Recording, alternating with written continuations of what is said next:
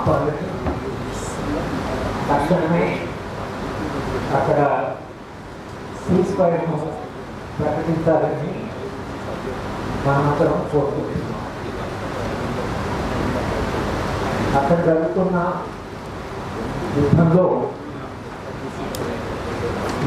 ఉన్న Maoist party అలాగే బస్తర్ ప్రభుత్వమే కాక అక్కడ లక్షలాది ఆదివాసీ జీవితాలు నిరంతరంగా ఒక భయంలో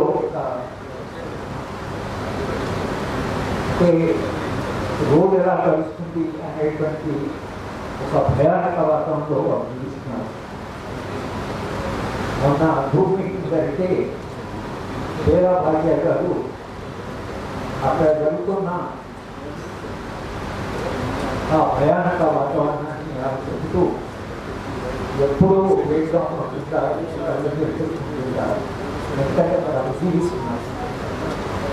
మనందరినీ కూడా ఆయన అడిగింది ఏమిటంటే 25 ఏళ్ళుగా అక్కడ ప్రజలు నిరంతరంగా ఒక అనిశ్చిత పరిస్థితిలో ఒక భయానకమైన వాతావరణంలో బ్రతుకుతున్నారు. ఆలోచించారు పిల్లలు, వృద్ధులు, మహిళలు అక్కడ జీవితంగా ఉంది, వారు ఎలా జీవిస్తున్నారు అనేటువంటి మాత్రమే మనం చెప్తున్నాం. శాంతి చర్చల గురించి మనం మాట్లాడుతున్నామంటే శాంతి చర్చల్లో ప్రత్యేకంగా ప్రధానంగా అక్కడ ఉండే ఆదివాసీల జీవితాన్ని గురించి మనం మాట్లాడుతున్నాం.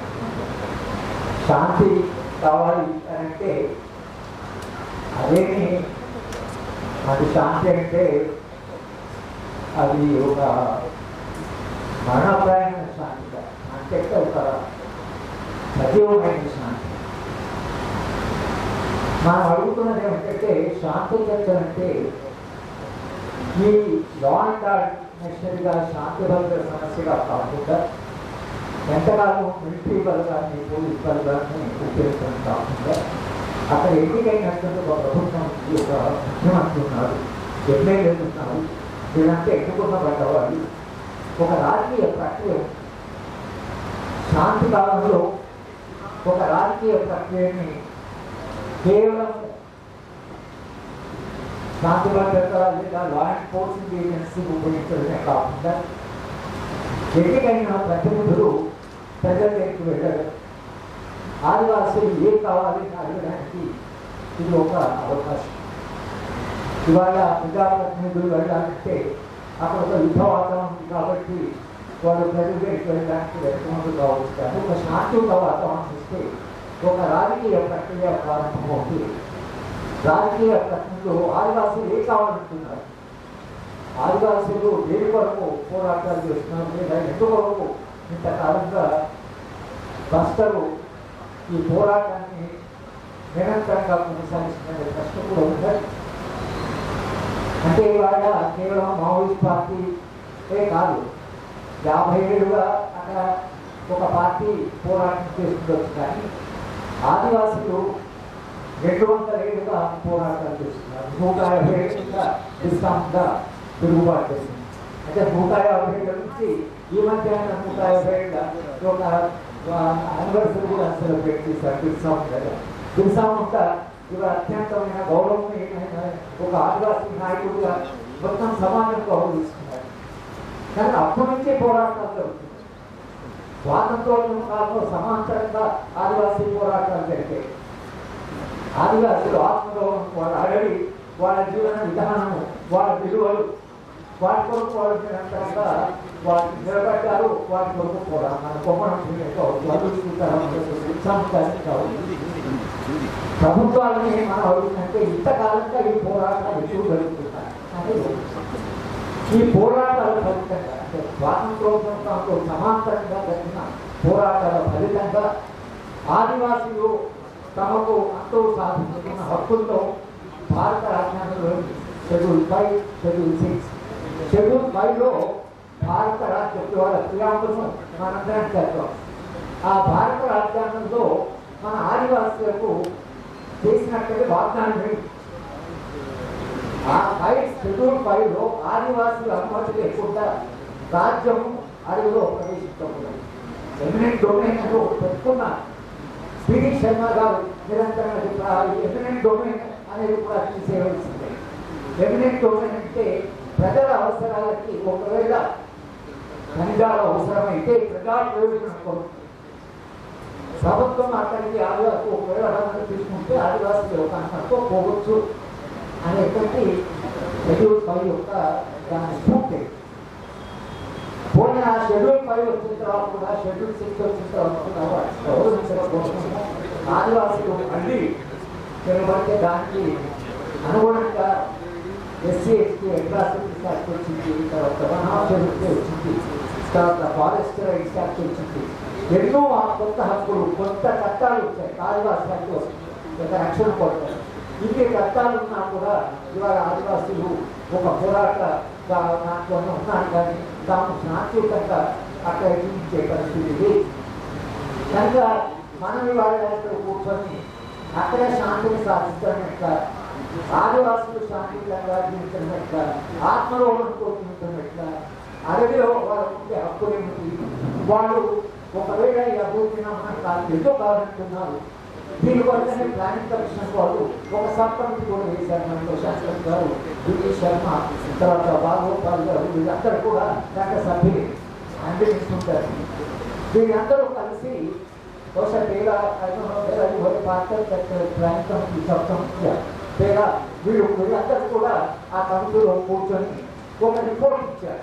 ఏం చేస్తే అక్కడ శాంతి వస్తుంది, అక్కడ సమస్యలు ఏమిటనేది వాళ్ళు రాసి ప్లానింగ్ కమిషన్ వేసినటువంటి ఒక సబ్ కమిటీ ఇచ్చిన ఒక రిపోర్ట్ ఉంది.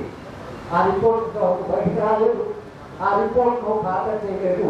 ఇవాళ మనం సభాముఖంగా డిమాండ్ చేసినట్టే ప్లానింగ్ కమిషన్ సబ్ కమిటీ ఇచ్చినటువంటి రిపోర్ట్ను పరిశీలించారు. దాంట్లో సమస్యలను చెప్తారు, కారణాలను చెప్తారు, పరిష్కార మార్గాలు చెప్తారు. కానీ శాంతి కావాలంటే ఒక రాజకీయ ప్రక్రియ ద్వారా రావాలి. నేను ఎక్కువ మాట్లాడుకున్నటువంటి ఓపెనింగ్ మార్క్ చేస్తున్నాను. అంబేద్కర్ గారు ఆయన ప్రజాస్వామ్యాన్ని నిర్వచిస్తూ ఒక ప్రామాణికమైన నిర్వచనం ఇచ్చారు ప్రజాస్వామ్యం. ఆయన ఏమన్నారంటే democracy is a governance which is to bring about radical revolutionary transformation in the social and economic life of people without bloodshed. ఇదే అని చెప్పి అంటే రక్తపాతం లేకుండా సాధారణమైన మనుషుల జీవితంలో మౌలికమైన సామాజిక ఆర్థిక జీవనంలో మౌలికమైన మార్పులు తీసుకొచ్చేదే ప్రజాస్వామ్యం. ఆ బ్లడ్ షెడ్ అనేది ఏదైతుందో రక్తపాతం లేకుండా, అంటే రక్తపాతం లేకుండా మీరు సమాజంలో మౌలికమైన మార్పులు తీసుకురావడమే ప్రజాస్వామ్యం. అంటే వాళ్ళ బస్తల్లో జరుగుతున్న దాన్ని ఒక రకంగా ఊహించారు. కానీ ఇలాంటివి లేకుండా మనము ఇవాళ బస్తలో శాంతిని సాధించడం ఎట్లా, శాంతి సాధించి ప్రజల యొక్క మౌలిక సమస్యలు ఇచ్చినాయి అది చర్చకొచ్చి దానికి భారత ప్రభుత్వం శాంతి చర్చలు జరపడం మనం అడుగుతున్నామంటే భారత ప్రభుత్వాన్ని మనం అడుగుతున్నామంటే ఒకవైపు ఇవాళ విప్లవ పార్టీ మేము చర్చించడానికి సిద్ధంగా ఉన్నారు, మీరు ఆ చర్చలకు సిద్ధంగా ఉందని, మీరు ఎలా చేస్తారో ఏంటో మీరు దాన్ని డెవలప్ చేయండి, దాన్ని మాట్లాడండి. కానీ అట్లా మాట్లాడడం కాకుండా ఆదివాసులతో మాట్లాడండి, గ్రామాలకు వెళ్ళండి. ఎమ్మెల్యేలు మీరందరూ గ్రామాలకు అడగండి అక్కడ ఏం సమస్య, ప్రజలు ఏం కోరుకుంటున్నారో వినండి. ఆ వినడమే శాంతి, ఆ రాజకీయ ప్రక్రియనే శాంతి.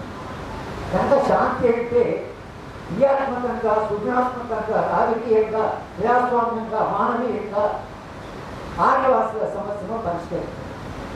అభివృద్ధి నమూనాలో ఏమైనా వారు నిజంగానే నాకు అర్థం చేయండి, అభివృద్ధి నమూనాను కూడా పరిశీలించారు. ఈ అభివృద్ధి నమూనా కాకుండా ఇంకా ఆల్టర్నేటివ్ ఆలోచించారు. చరిత్రలో ఒకటే అభివృద్ధి నమూనా ఉంటుంది, చరిత్రలో చాలా పరిష్కార మార్గాలు, శాంతియుత పరిష్కార మార్గాలు కూడా వెతకండి అని ప్రజల తరఫున, పౌర సమాజం తరఫున ఇవాళ మధ్యాహ్న అక్కడ ప్రజల మధ్యాహ్న బతుకుతున్న వాళ్ళు బేలాపాట కానీ సోమేశ్వరి కానీ ఆమె చాలా చాలా అంటే ఆమె సోమేశ్వరి గారు రాజ్య శిక్షకుడే. బేలాపాట 25 ఏళ్ళుగా అక్కడ ఆమె చాలా క్వాలిఫై, చాలా సుఖంగా జీవించే అవకాశం చాలా ఉన్నాయి. ఆయన కావాలనుకుంటే ఎక్కడైనా ఆమెకు ఒక అవకాశం వస్తుంది. అనుకుంటే చూసిన రాసిన పుస్తకాలు చూస్తే ప్రామాణికమైన పుస్తకాలు రాసి కానీ వాడు అక్కడ ఉండి వాటిని జీవిస్తూ వారి కష్టాలను చూస్తూ నిరంతరంగా వారి తరఫున రాజ్యానికి రిప్రజెంటేషన్ చేస్తూ ఆమె అక్కడ పోరాటం చేస్తున్నారు. వారిద్దరిని కూడా మనం వాళ్ళకి ఇచ్చారు. మనం పిలుస్తూనే వాళ్ళు వచ్చారు. అక్కడ జరుగుతున్న వాళ్ళు చెప్తారు. ఇక కూర్చున్న వాళ్ళందరూ కూడా మనము చేయగలిగింది ఏమిటంటే ఒక విస్తృతమైన ప్రజాభిప్రాయాన్ని పౌర సమాజాన్ని కాస్త మనం యాక్టివేట్ చేసి విస్తృత ప్రజాభిప్రాయం ఉంటే అది తెలంగాణ అంటే అప్పుడు ఉమ్మడి ఆంధ్రప్రదేశ్తో చేసిన శాంతి చర్చల్లో కోదండరామ్ గారు ఉన్నారు, నేనున్నాను, శంకర్ గారు ఉన్నారు, బాలగోపాల్ ఉన్నారు, పొత్తూరు గారు ఉన్నారు, తారకం గారు ఉన్నారు. వీళ్ళందరూ కూడా శాంతి చర్చలో 15 మంది 10 సంవత్సరాలు ప్రయత్నం చేస్తే శాంతి చర్చలు జరిగాయి. నేను ఎవరు ఒక ఆయన వస్తున్నా శాంతి చర్చలు అంటే వాళ్ళు బలపడతారు, వాళ్ళ ఆయుధాలు సమకూర్చుకుంటారు. అది ఒకటే కాదు, ఎక్కువ విమానాలు కూడుకుంటారా? ప్రజలు ఉన్నారు, శాంతి ఉంటే ప్రజలు బలపడతారు కదా, ప్రజలు నాకు ఏం కావాలో చెప్తారు కదా. అట్లా కాకుండా నన్ను చూడమే ఒకసారి సంతోష వాళ్ళు బలపడతారు, ప్రజలు బలపడతారు. శాంతి ప్రజలు బలపడతారు, ప్రజలు ఏం కావాలో తెలుస్తుంది, పరిష్కారం మాట్లాడు ఉంటాయి, శాంతి బలపడతాయి. అట్లే ఆలోచించకూడదు, ఎక్కడ ఒకే తరఫున ఆలోచించరు. అట్లా కాకుండా సమాజంలో అక్కడ ఆదివాసులు పడుతున్న బాధలు వాళ్ళు అడవిని నమ్ముకొని అక్కడ జీవిస్తున్నారు కాబట్టి ఆదివాసుల పట్ల మానవీయంగా ఆలోచించి అక్కడ ఒక ప్రజాస్వామ్య సంస్కృతి పెరగాలని చర్చల ద్వారా సమస్యలు పరిష్కారం అంటే అంబేద్కర్ గారు చెప్పిన రక్తపాతం లేకుండా వాళ్ళ జీవితంలో సామాజిక వాళ్ళ ఆర్థిక జీవనంలో మౌలికమైన మార్పులు ఆయన రెవల్యూషనరీ ట్రాన్స్ఫర్మేషన్ ఒక విప్లవాత్మకమైన మార్పు వారి జీవితంలో ఒక రాజకీయ ప్రక్రియ ద్వారా సాధించడమే శాస్త్రం. దాని కొరకని ఇవాళ వచ్చిన మిత్రులందరినీ కూడా మేము సాధారణంగా ఆహ్వానిస్తూ అందరం కూడా కలిసి ఆలోచించి శాంతిని ఎలా తీసుకురాగలం అనేటువంటి ప్రశ్న ఇది ఇప్పటి ప్రశ్న కాదు, చారిత్రక ప్రశ్న.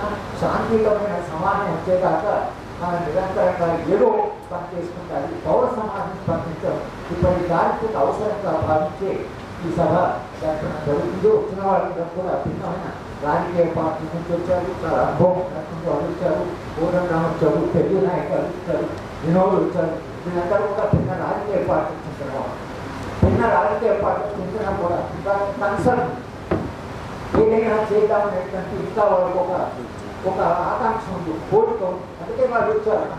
ఆహ్వానాన్ని వాళ్ళను కూడా మేము ఈ సభకు ఆహ్వానిస్తూ వచ్చినందుకు మీకు అభినందన చెప్తూ